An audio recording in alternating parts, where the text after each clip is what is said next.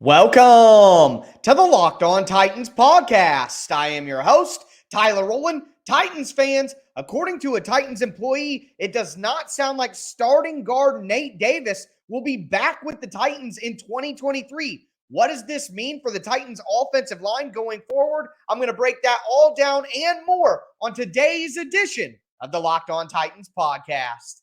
Let's get it. You are Locked On Titans, your daily Tennessee Titans podcast, part of the Locked On Podcast Network, your team every day.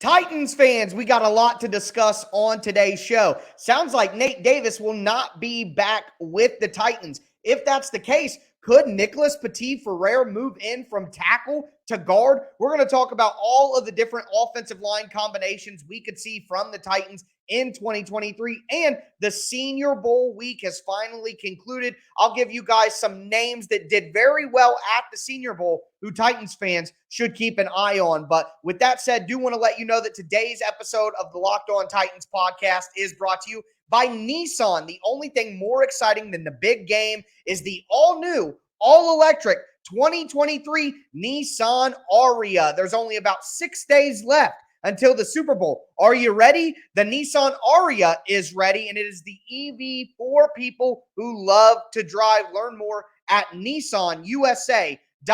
Also want to thank you guys for making the Locked On Titans podcast your first listen every day. Remember, Monday through Friday, Tennessee Titans content on all platforms all year round and always for free. Make sure that you stay locked in to the Locked On Titans podcast, where it's your team every day, part of the Locked On Podcast Network. But diving into this quote, and it comes from Tennessee Titans beat writer Jim Wyatt, who, of course, Jim isn't totally plugged into everything the Titans are doing from a front office standpoint, but he is an employee inside the building. So some of the things that he can say from time to time can kind of tip you off to stuff that may be coming down the pike. And Jim was talking in his weekly mailbag. He was answering a question from a Titans fan, and he said this, quote, "I like Corey Levin as well, and I agree it would be good to get him back in the mix for depth. As for Davis, I'd be surprised if he was back in 2023, end quote. Now, of course, grain of salt here. Like I said, just a quote from the Titans in-house beat reporter, but he is the in-house beat reporter. So could Nate Davis really not return for the Titans? I talked about the Titans in-house free agents last week, and in my opinion, you have to bring Nate Davis back. If you don't, that means that essentially you're trying to replace 4 of 5 offensive line starters from last year. Maybe Ben Jones doesn't retire and Ben Jones comes back to the Titans and you can find a way to have him at center. But even then, you're trying to replace 3 of the 5 offensive linemen. And with the Titans' limited draft picks this year, they're only going to have probably 6 draft picks to their name with the limited amount of cap space that they'll have, unless, of course, they decide to part ways with Ryan Tannehill, which would really open up a lot more cap space, nearly $20 million with Ryan Tannehill if he's cut or traded. But to me, you're walking a dangerous road if you're the Titans, if you go into the offseason trying to replace 4 of 5 offensive linemen. It would just be very difficult to do. And it's even more surprising to me that the Titans would not bring back Nate Davis when, according to all of the estimations that you see out there, he could be brought back at a pretty cheap price. Spot Track's estimation and Pro Football Focus only have him at about $7 million of annual average value. So his average salary each season, when you look at how contracts are typically structured in the NFL, you would be giving a player a pretty decent chunk of his money as a signing bonus up front as well. So kind of a mock contract for Nate Davis would be about 3 years, $22 million, a little over $7 million a year. You could probably give him $8 to $10 million in bonus money up front, which means that you're only going to have a cap hit for Nate Davis of about 4 to 5, maybe even less than that, maybe more closer to the $4 million range. If you're able to bring back a starting quality guard, which Nate Davis has had his ups and downs, whether it be his play, whether it be his health. But if you're bringing back Nate Davis and he's only hitting the cap in 2023 for about $4 million, $4.5 million, to me, that's a slam dunk. So I would be very shocked if the Titans did not bring back Nate Davis at that price. Now, if he gets more than that, he's in the $9 million average range, the $10 million average range, then sure, I understand completely. He's over what you would pay for him. But at what the estimations have, I would just be shocked. I personally would be surprised if the Titans let Nate Davis go at that kind of price range with all of the upheaval they're going to have on the offensive line. Now, if you let Nate Davis go, you're going to have to replace your right guard. If Ben Jones does retire, which is something that I personally expect to happen, you're replacing your center. We know that they're going to have to replace left guard with Aaron Brewer just not being an NFL starting quality guard. Maybe Brewer kicks into center. Maybe they bring back Levin, but neither of them are slam dunks to be starters in the NFL. We know that they have to replace left tackle. You guys can hope and pray and wish for Taylor Lewan all you want, but he will be cut by the Titans. So they just put themselves in a precarious situation if they don't bring back Nate Davis, especially at a rate that I think is pretty economical for the Titans. So I was surprised to hear that from Jim Wyatt, a guy who works in the building, is obviously plugged in, but I guess that's something to consider moving forward. And that's exactly what I want to do. I want to move forward under the assumption that Nate Davis won't be back. What does that mean for the Tennessee Titans? And I'll tell you why I guess it's possible that rookie right tackle Nicholas Petit-Frere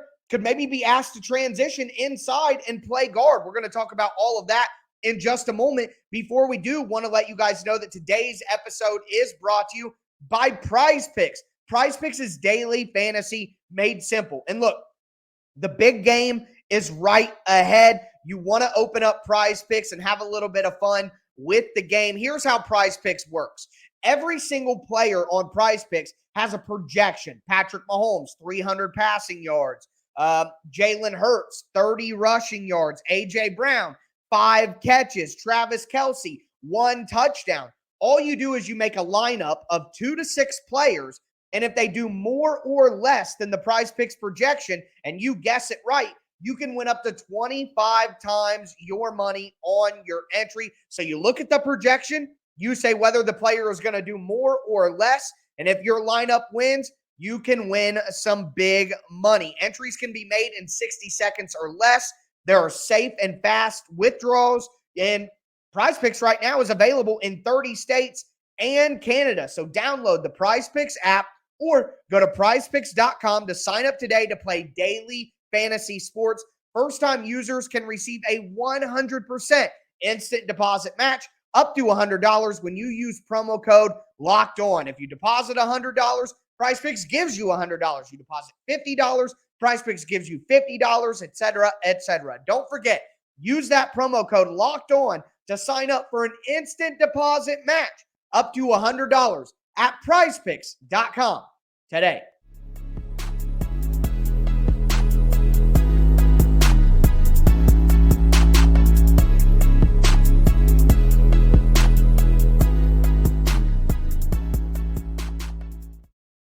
Titans fans, we are going to continue today's show breaking down the Titans options at the offensive line positions that will be open this offseason. And from the sounds of what Jim Wyatt had to say, could be 4 offensive line positions open for the Titans. We're going to continue that breakdown in just a moment. Before we do, want to thank you guys again for making the Locked On Titans podcast your first listen every day. Remember, Monday through Friday, Tennessee Titans content all year round on all platforms and always free. So we just talked about Nate Davis, and Nate Davis has had some injury issues. Nate Davis has had some performance issues, but when Nate Davis is healthy and when he has a competent offensive line around him, Nate Davis has played pretty good football for the Titans. So I would be shocked if the Titans let him go at the economical rate that we're seeing from some of the market evaluations and market estimations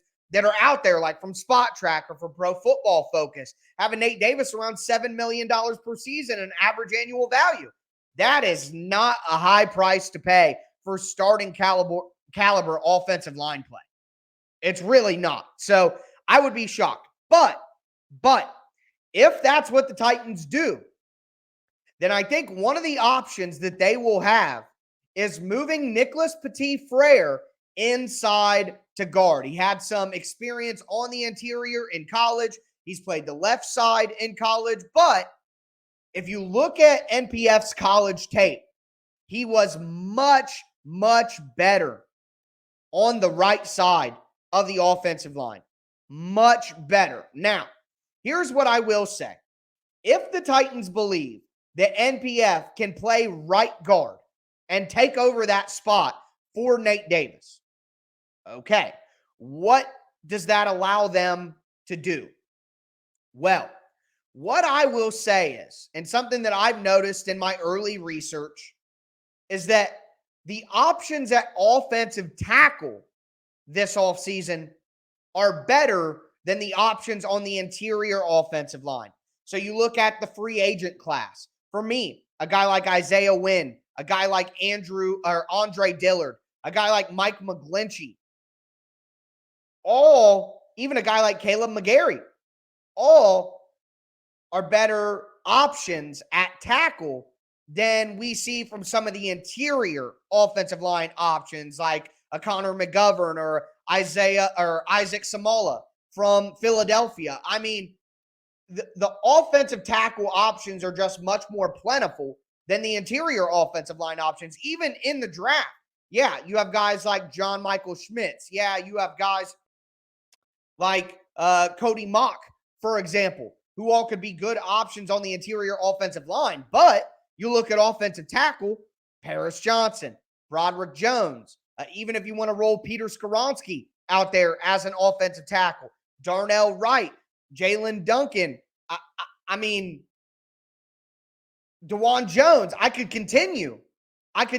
There are more options at tackle that make sense this offseason than there are at guard. So if you wanted to move NPF into guard and then attack it this way, you add Mike McGlinchey to play right tackle in free agency. Then you add Paris Johnson, Broderick Jones to play left tackle in the draft.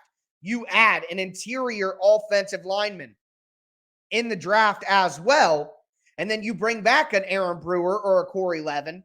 You could have McGlinchey at right tackle, NPF at right guard, Brewer or Levin at center. Go with another free agent option. Isaac Samola, Connor McGovern. Go with somebody like that at left guard, or even get another interior offensive lineman in the draft later. Then you have DeJuan Jones, Paris Johnson, Darnell Wright, Broderick Jones, what have you in the draft. Now you're starting to put together a better offensive line. Now, I think that's asking a lot, personally, to fill that many spots. I just think you're asking a lot in one off season to be able to do that. So that's why I think it's a little dangerous to go away from Nate Davis, because for me, if you have Nate Davis at guard, NPF at right tackle, Levin or Brewer at center, you add one spot in free agency, whether it be tackle or guard, and then you add the other spot in the draft, that's just a much more realistic and reasonable path forward, in my opinion. Then, if you want to add another interior offensive lineman or another tackle in the draft in the mid rounds, now you have 6 offensive linemen that have the potential to start on the offensive line. And to me, it just makes much more sense to go that route. You're really putting yourself in a dangerous position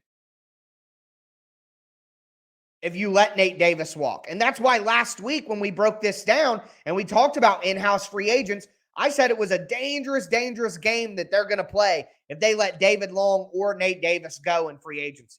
Going to be dangerous. But now you're getting some word, and like, it's weird with David Long because Spot Track has him at about $5 million per season, while Pro Football Focus is talking like $13 million per season. Now, if David Long is really out there getting $13 million per season, then fine. Good luck to you, buddy. You deserve all the money that you're getting, but I think that's far too rich, in my opinion. But with Nate Davis, all of the projections have him right around $7 million. So it's not like somebody's going to go out there and break the bank for Nate Davis, which should make it easier for the Titans to get the job done and get him back. Either way, the Titans got a lot of work to do on the offensive line, and whatever combination they put together to try to fix this is going to be incredibly important because we've talked a lot about quarterback. I mean, it's not going to matter much at quarterback if you don't have an improved offensive line. There are no Joe Burrows or early Deshaun Watsons or early Russell Wilsons available to the Titans realistically right now. So they need to fix the offensive line, and you're just playing a dangerous game, in my opinion, if you let Nate Davis walk. But that's something that we'll have to watch. There are some guys who were at the Senior Bowl this week who could help the Titans fix the offensive line. We're going to do a quick little Senior Bowl recap of some of the best players from the week of practice and in the game in just a moment. Before we get into that, though, do want to tell you guys about the best tasting protein bars in the galaxy from our friends over at Built Bar. You're looking for a delicious treat, but you don't want all the fat and all the calories, then you have to try Built Bar. You get the best of both worlds with Built Bar. You get all the health benefits of a protein bar, low calorie, low sugar, high protein, high fiber, but you get all the taste benefits of a candy bar. They have delicious flavors like churro, peanut butter brownie, coconut almond, and every single bar is covered in 100% pure chocolate. Guys, when we first started, you could only get Built Bars by going to Built.com, and you could still go to Built.com to get your Built Bars, but they become so popular that now all you got to do is go to your local Walmart or Sam's Club, and you're going to be able to pick up a box of Built Bars as well. Right now, you can pick up their 4-bar box with cookies and cream, double chocolate, coconut puff. Like I said, all available to you at your local Sam's Club or your local Walmart or on Built.com. They even have a 13-bar variety pack so everyone in your house can find something that they love. Make sure you go to Built.com or, like I said, your local Walmart and Sam's Club. Check out the best tasting protein bars in the galaxy from our friends at Built Bar.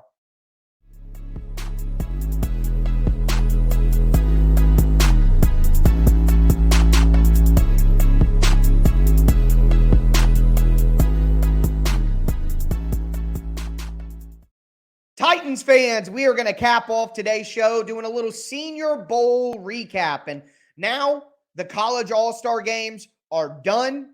It's time to kind of recap what happened at the Senior Bowl. And there were a lot of players there who make a lot of sense for the Titans in the draft. Before we get into it, do want to thank you guys again for making the Locked On Titans podcast your first listen every day. Remember, Monday through Friday, Tennessee Titans content all year round on all platforms and always free. As for your second listen, check out the Locked On NFL podcast. You get your Titans news here with me. Now get all your national NFL news with the Locked On NFL podcast. It is also Monday through Friday, all year round on all platforms and always free. And as a matter of fact, I host the Thursday show of the Locked On NFL podcast. So you'd be showing me some support by going over to the Locked On NFL YouTube page or the Locked On NFL podcast feed and subscribing there as well. But with that being said, want to remind you guys that the most important part of Senior Bowl week is not the game itself, it's the practices. The 3 major practices on Tuesday, Wednesday, and Thursday leading up to the game. And like I mentioned before, some positions of need had some really solid performers during Senior Bowl week, especially positions of need for the Titans. And number one, going to talk about wide receiver. So first, Michael Wilson, the wide receiver out of Stanford, 6'2", 210 pounds, and a guy who showcased all week long that he is a tremendous route runner. Not to mention good size, good physicality from Michael Wilson, At his size, with the route running ability that he has, he could make a lot of sense for the Titans in the mid rounds. And he had a very good week at the Senior Bowl. Also, a guy who I heard about nonstop during the week was Jaden Reed, the wide receiver from Michigan State. A little bit of a smaller guy compared to Michael Wilson, but a guy with insane speed. Watching him get off the line of scrimmage against defensive backs in individual work, in teamwork, just tremendous. And obviously, at the NFL level, you're going to deal with a lot more press coverage. So being able to use that speed to get off the line of scrimmage, incredibly important. And as we know, Mike Vrabel talked about earlier this offseason, the need to add more speed to the Titans, not only offense, but the team in general. Another guy who's bringing dynamic speed is Tank Dell, the wide receiver out of Houston. Now, Dell is a much smaller guy. He's about 5'8", just barely over 160 pounds, but he is incredibly dynamic, has ability as a returner as well. Look, Tank Dell had a great week, so I'm going to throw him in here. But what we know about Rand Carthon and how he wanted to build his teams in San Francisco, and what we know about Mike Vrabel, Tank Dell is a little bit on the smaller side, in my opinion. I think it'll push him down the draft board. Some people see him as a second-round pick. At that size, I would be a little bit hesitant to do that.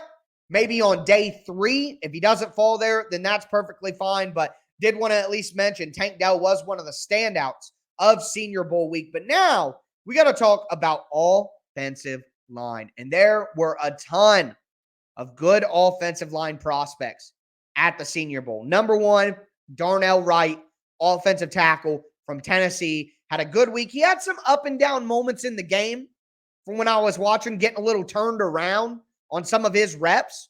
But overall, a standout week for Darnell Wright. Same thing, Cody Mock from North Dakota State. And I know what you guys are thinking. You hear North Dakota State offensive lineman, and you have a little bit of a triggered reaction to that because of Dylan Radins. And I understand. But Mock had a fantastic week. He showed that he's probably going to be an interior offensive lineman at the NFL level. Had some reps at center, had some reps at guard, but acquitted himself very well throughout the week. Also, John Michael Schmitz, the center from Minnesota, came into the week of practice looking like he could be a second-round pick. He may have bumped himself up to a first-round pick with the week of practice he had at the Senior Bowl. Totally as advertised.